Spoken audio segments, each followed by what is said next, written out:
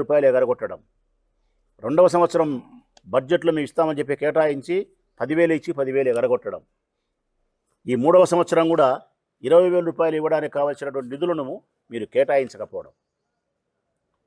రెండవది అత్యంత దుర్మార్గం. మీ ప్రభుత్వం ఏర్పడిన తర్వాత 4 ప్రకృతి వైపరీత్యాలు సంభవించినాయి. ఇప్పటికీ 4 సంభవించినాయి మీ ప్రభుత్వం ఏర్పడిన తర్వాత. మీడియా సోదరులకు కూడా తెలుసు.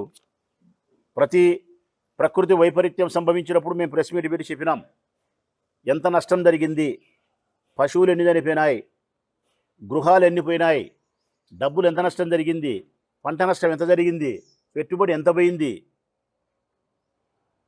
4 ప్రకృతి వైపరీత్యాలు జరిగితే ప్రజలారా, ఈ 4 ప్రకృతి వైపరీత్యాలకు సంభవించినప్పుడు జరిగిన నష్ట పరిహారాన్ని ఈ ప్రభుత్వం, కూటమి ప్రభుత్వం ఒక్కదానికి డబ్బులు ఇలే.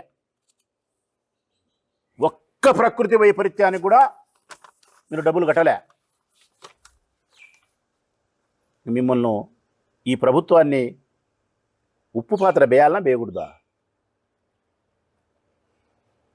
ఇంత బడాయి మాటలు ఎందుకు మీకు? నేను చెప్పింది కూతలని.